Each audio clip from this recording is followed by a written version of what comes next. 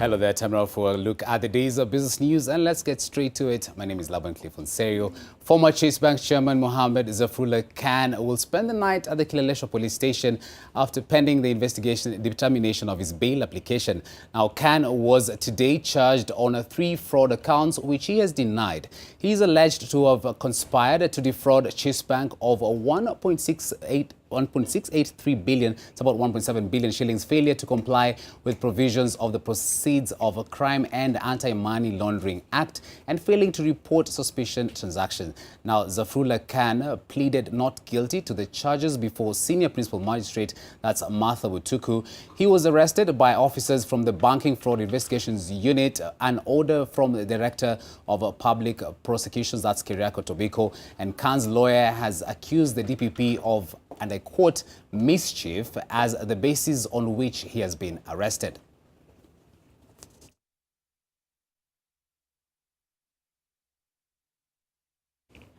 The East African Breweries Limited has this morning said it plans to open a 15 billion shilling brewery plant in Kisumu. The move has been welcomed by President Uhuru Kenyatta, who says it's going to empower farmers and help many transit to agribusiness. I encourage more farmers in all these regions to become part of Kenya Breweries' growth story, to benefit from this plant and the opportunity that it offers. This will lead to an increase in sorghum demand, which in turn will support small-scale farmers and utilization of irrigation schemes in arid and semi-arid areas. According to our projections, this plant alone will lead to an increased utilization of sorghum from the current 20,000 metric tons a year to around 40,000 in the next 5 years. Increased demand for sorghum will see the number of contracted farmers grow from 30,000 to around 45,000. And as a result, gross additional farmer earnings are expected to reach over Kenya shilling 6 billion annually over the next few years.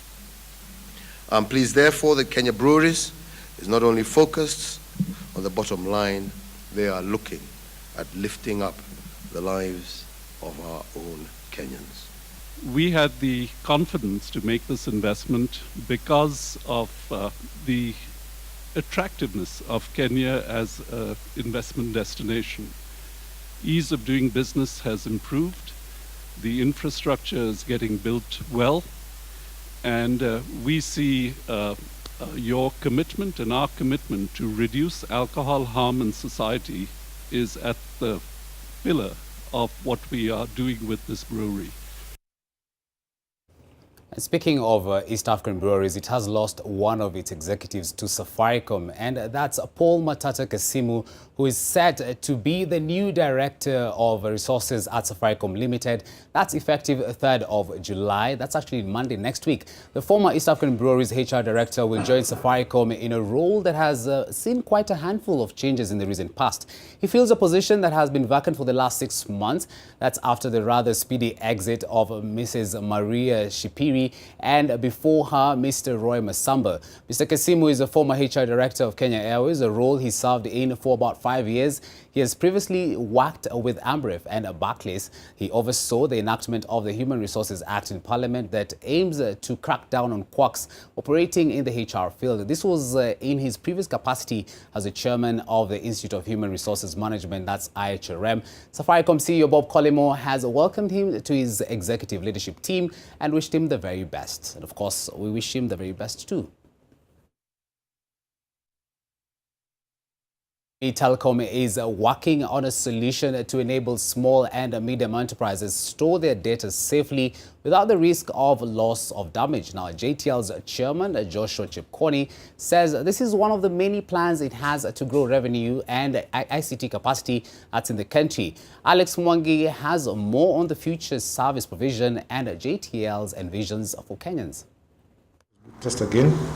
Jamii Telecom is synonymous with internet connectivity. That you can actually get. The indigenous company has grown by leaps and bounds through the years.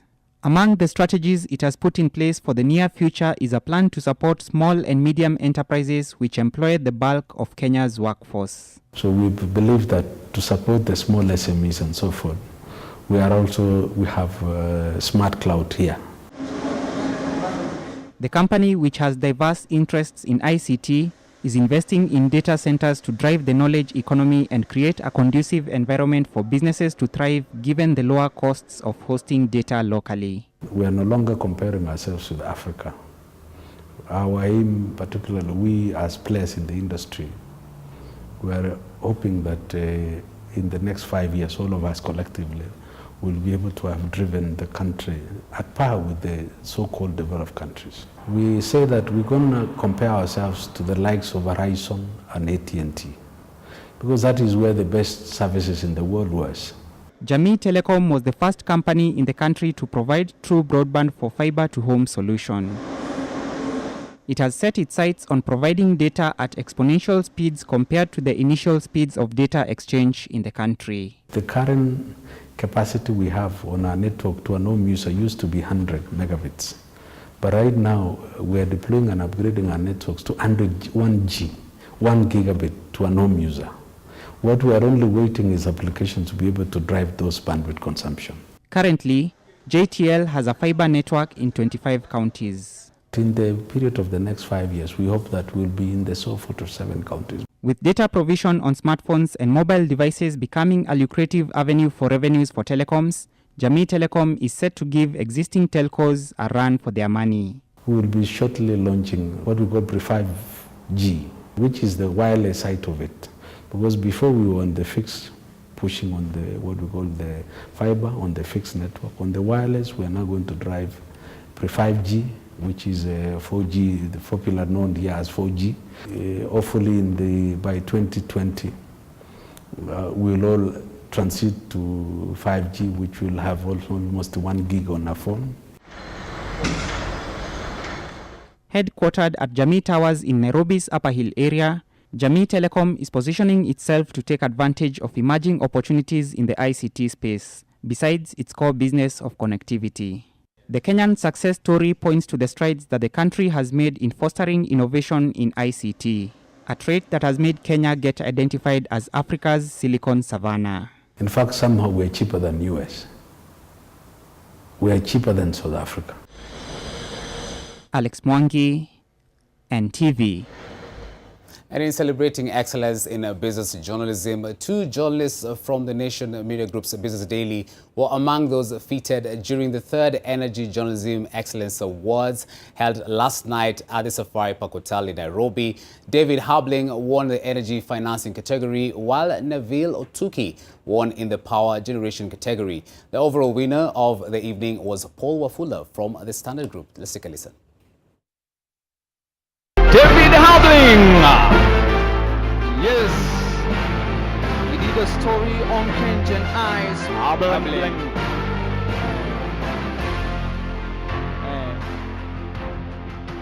Habling is so excited. Neville Otuki.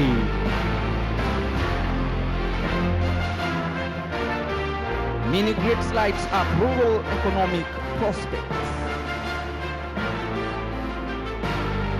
Thank you so much, Neville. Congratulations to you.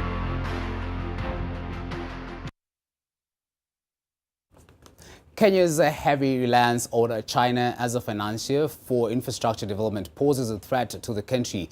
Further, the investment in the various projects may be good, but it still leaves a significant development deficit.